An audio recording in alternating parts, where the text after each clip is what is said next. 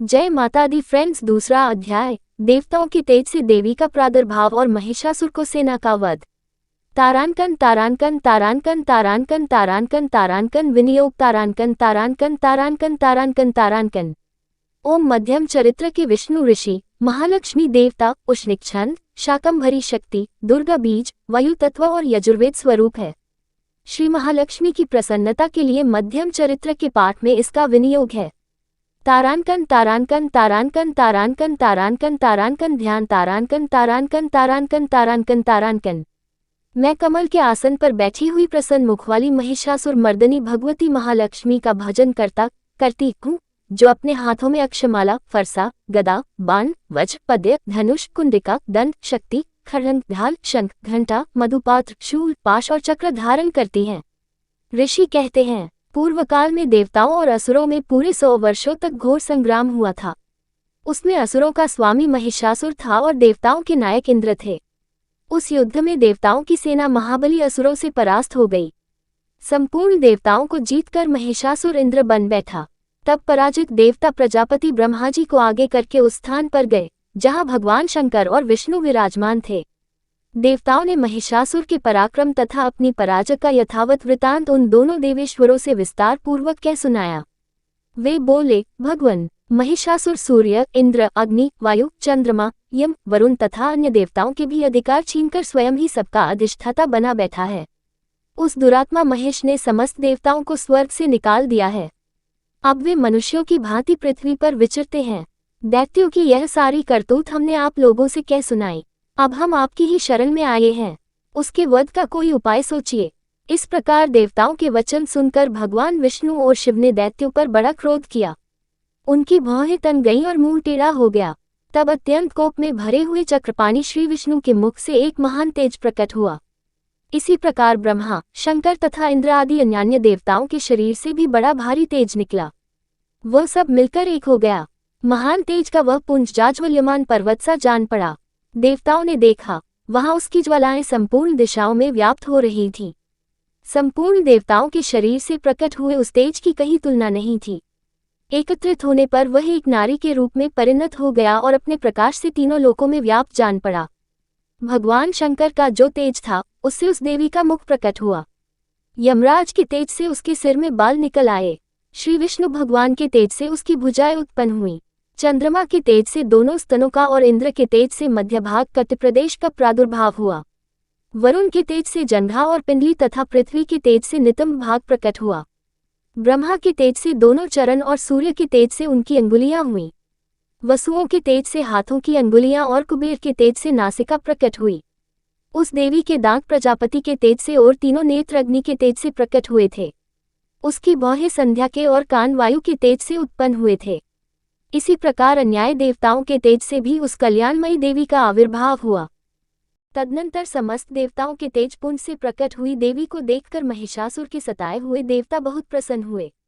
पिनाकधारी भगवान शंकर ने अपने शूल से एक शूल निकालकर उन्हें दिया। फिर भगवान विष्णु ने भी अपने चक्र से चक्र उत्पन्न करके भगवती को अर्पण किया। वरुण ने भी शंख भेद किया। अग्नि ने उन्हें शक्ति दी और वायु ने धनुष तथा बाण से भरे हुए 2 तरकस प्रदान किए।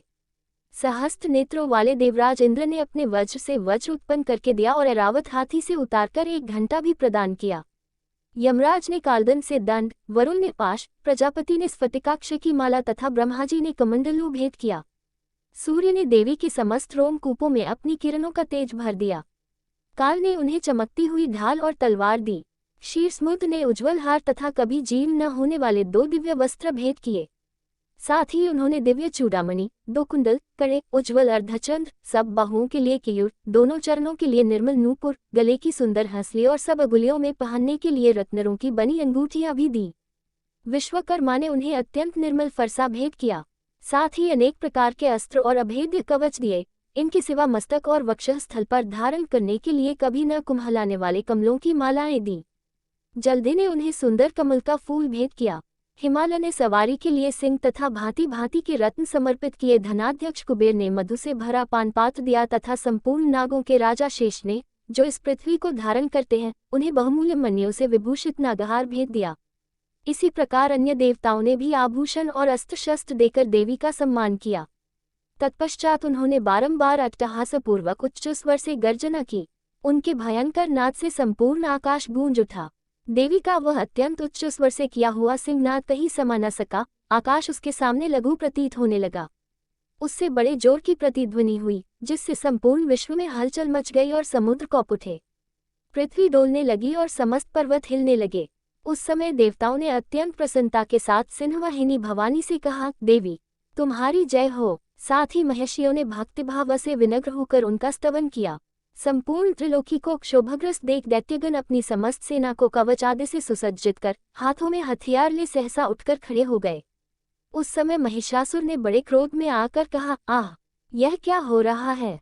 फिर वह संपूर्ण असुरों से घिरकर उस सिंहनाद की ओर लक्ष्य करके दौड़ा और आगे पहुंचकर उसने देवी को देखा, जो अपनी प्रभा से तीनों लोकों को प्रकाशित कर रही थी। उनके चरणों के भार से पृथ्वी दबी जा रही थी। माथे के मुकुट से आकाश में रेखा सी खींच रही थी तथा वे अपने धनुष की टिड्धार से सातों पातालों को क्षुब्ध किए देती थी। देवी अपनी हजारों भुजाओं से संपूर्ण दिशाओं को आच्छादित करके खड़ी थी। तदनंतर उनके साथ दैत्यों का युद्ध छिड़ गया।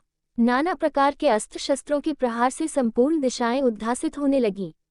चिक्षुर नामक महान असुर महिषासुर का सेनानायक था। वह देवी के साथ युद्ध करने लगा। अन्य दैत्यों की चतुरद्रनी सेना साथ लेकर चामर भी लड़ने लगा। 60,000 रथियों के साथ आकर उठक नामक महादैत्य ने लोहा लिया। 1 करोड़ रथियों को साथ लेकर महाहनु नामक दैत्य युद्ध करने लगा, जिसके रोए तलवार के समान तीखे थे। वह असिलोमा नाम का महादैत्य 5 करोड़ रथी सैनिकों सहित युद्ध में आ डटा। 60 लाख रथियों से घिरा हुआ बाष्कल नामक दैत्य भी उस युद्ध भूमि में लड़ने लगा।